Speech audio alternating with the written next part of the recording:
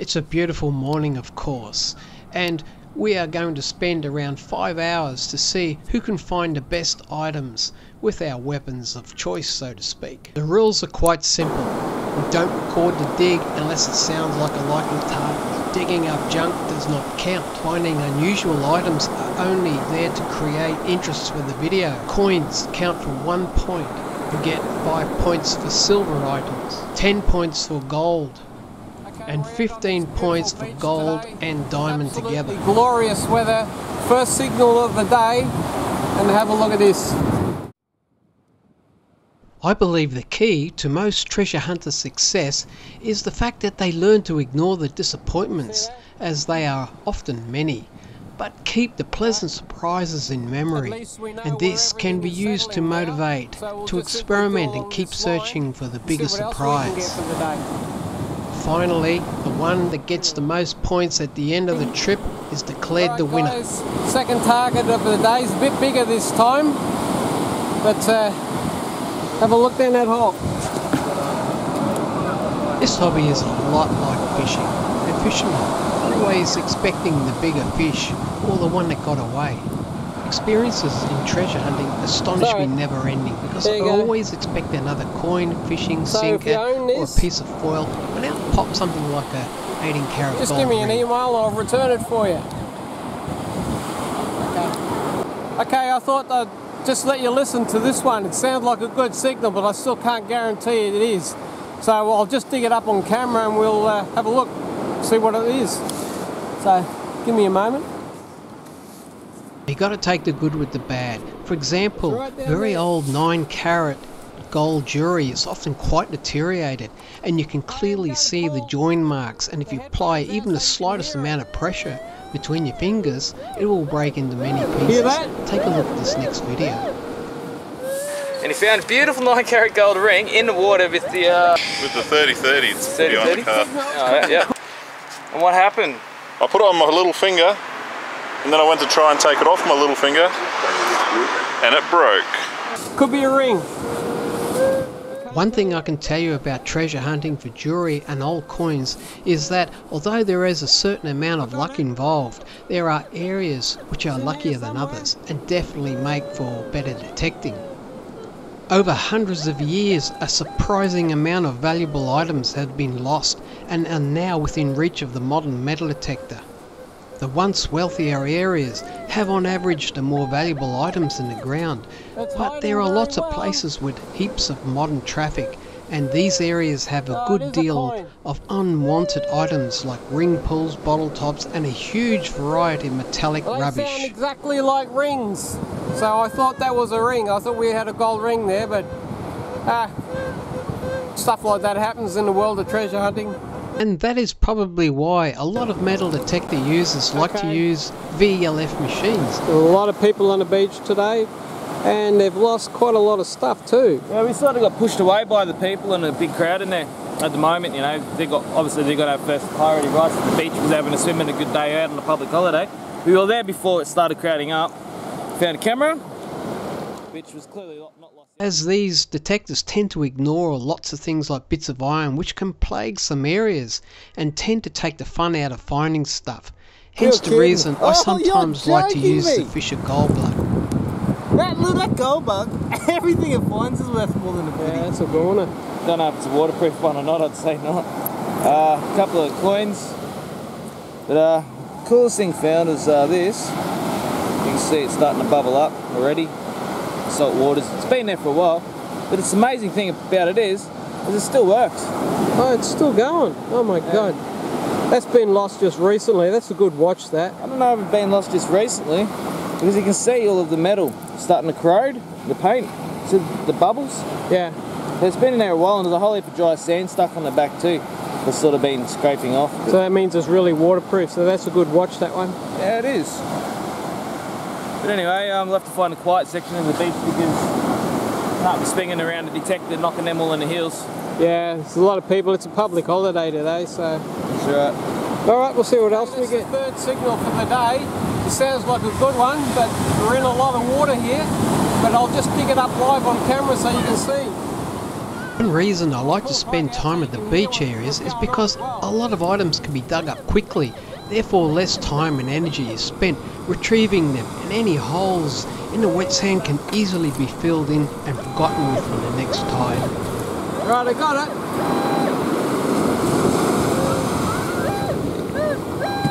There it is. You've lost it. There it goes.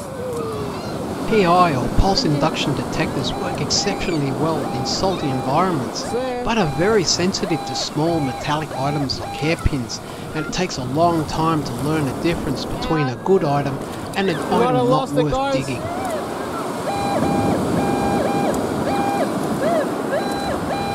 Oh, there it is. Grab it. You see For it? example, I know that if I dig up a signal on a beach which is closer to surface and it gives a double blip in one direction, that is more than likely to be a hairpin. Because long thin signals sound off each time they pass the edge of the coil. There it is.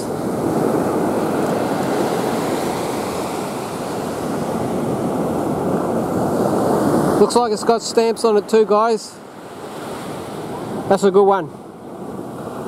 Having said that, there are places where there is a long history and a lot of recent human traffic, and these areas are definitely worth spending the time to remove all the rubbish just to reveal what is hiding underneath. No! No! Countless old coins can be found in very small pockets on low tide, similar to how gold in the Goldfields is found, because they are distributed according to around the here weight under the bridge rule. recently has been usually light stuff, but there's little sections where things have been popping up and heavy things too, so and this spot's proven that it can produce heavy gold rings. But have a look at this. Or the actions of the water currents, and gold rings are often found between the lead sinkers and the coins, or in the absence of lead sinkers near the larger coins. That's an iPhone. Where do you reckon that come from? The sand. No, I mean, where somebody tossed it off the bridge or something? I really wouldn't know, but they're not something that generally people would throw away. I understand smashing them and dropping them and people had too much to drink and that, but you don't throw them away because they're worth good money. Coins found in the area can be confirmation of a good spot, and this can be encouragement to look past the often plethora of modern trash like bottle tops and ring pulls, and lead to isolating likely areas where the more valuable items running around with no shoes on. Look at that. The rules are not always consistent. Down there. Anyway, it's not why I dragged it over here. I'll fish it out in a second. The iPhone was found in that hole, and look what's found in here. Like, we need one of these for fishing, so, and a good stainless steel set, I think. Right next to the phone, so there might be a big chunky necklace around here or another big ring. That's a nice piece of pliers. It's even got little grooves cut out of it. They're stainless for sure. Pen, there you go, fishing brand. So that would be stainless. Pen's a good brand. They're supposed to be American, but they've got a lot of Chinese stuff now. But yeah, good fishing ones, and I'm going to keep them for the boat. Signals in a new area, and then found the diamond platinum ring in the dry sand. Treasure hunting can be a very enjoyable pastime because it can not only tell you the history of an area, but can also be interesting and rewarding. Most detectors, a coin can clearly stand out from otherwise trashy areas. This is because they are mostly made from highly conductive materials like copper, silver and aluminium. Alright, Darren's found something very interesting here. Yeah, here I am, I find iPhone, then a stainless steel pen fishing pliers. Now, and this, the detail on it I'd almost say is too good to get out of a trash and treasure shop, and I've found some pretty old stuff here before, and anyone can explain what on earth that is, if that's old or if that's new old, like remade or old, but it's got beautiful pattern on it. It's very heavy. Oh yes, extraordinarily heavy, and it's got some pretty neat markings which I've never really seen before, so that could be the find of the day over the rings that we found. Yeah. Might not be either, but I like the curiosity of finding something that I've never found before and the fun of IDing it. But it's not rubbish because it's solid. I can feel that it's solid. The solid bronze, I'd say. Bronze or brass. Or brass. Did you see the markings? There's a marking there. Yeah, that's definitely historical and there's a in definite my marking opinion. there.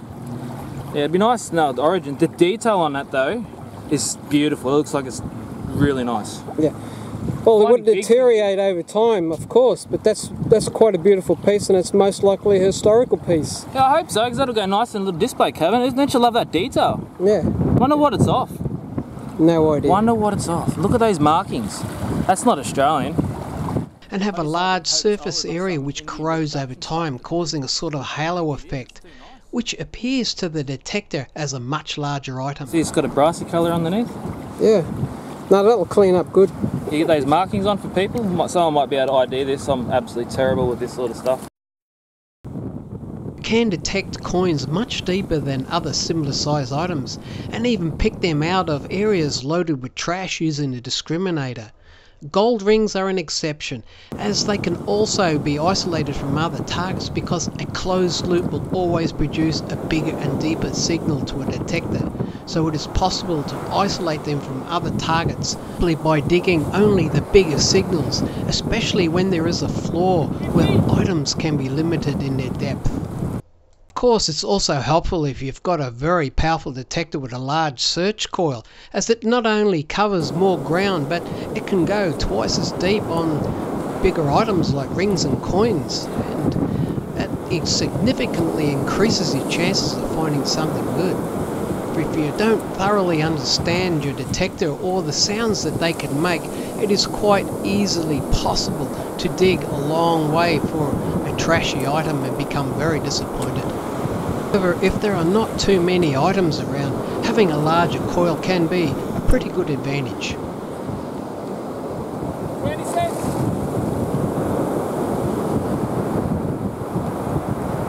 Looks good.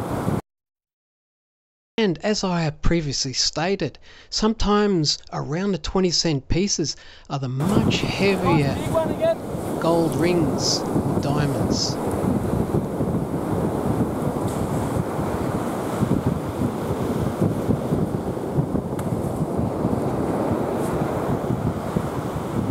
Another coin.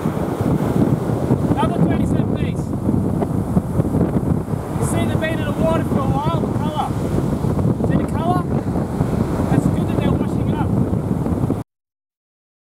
It's also a good idea to check the items underneath, as sometimes there could be an entire pocket. We figure that sometimes people empty their pockets by mistake and they all stay together, so there could be targets underneath the one you think is on the surface.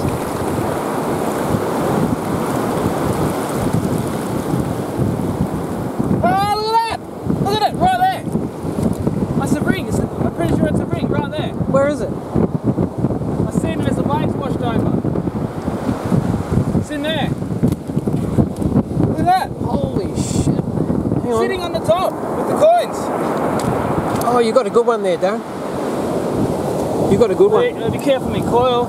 Aquamarine. That'd be gold, I reckon. Might be hollow, that's a little bit light. Nice, fine, no? Ah, that's heavy. That's really heavy. Hang on. 18 I'll just carat. clean it up. I'm going to keep searching.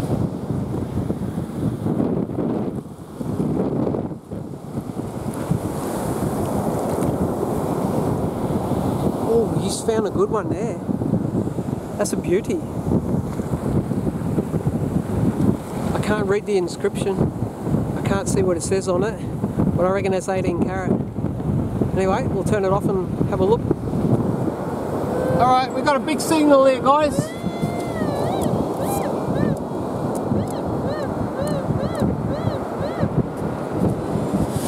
Right there.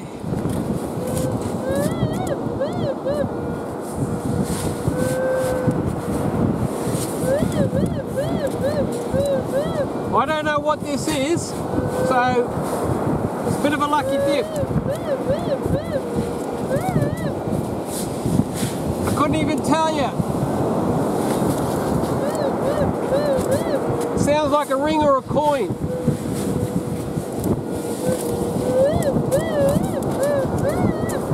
It's a big signal. Let's hope it's a good one. Could be a bottle top too. I think I saw it. It's a pull tab. Yeah, it's a pull tab. No, it's not a pull tab at all. That's a grand total of a piece of crap. Piece of crap. Okay, this, not me. Alright, I've been out here all day detecting, for the last couple of hours. Haven't found very much. A couple little bits, dribs and drabs, bottle tops, cleaning the beach up, doing what I do. Using my normal stuff. Caught up with the old mate. Haven't been out for a while. G'day, how's it going? How you going? Here I am packing up, washing up, and what's happened? Check that out. Unbelievable. Congratulations. Just as he was leaving, just saying to my mum down there, oh, it'd be funny if I pulled out a ring right now. First signal, ring. It's beauty. You're kidding. We don't know what it is. Absolutely love it, mate. No markings on it. It's a great birthday gift, birthday tomorrow, so I'm stoked. And happy birthday. That's sick. Thumbs up, mate. Keep swinging. Enjoy. Have a good day tomorrow.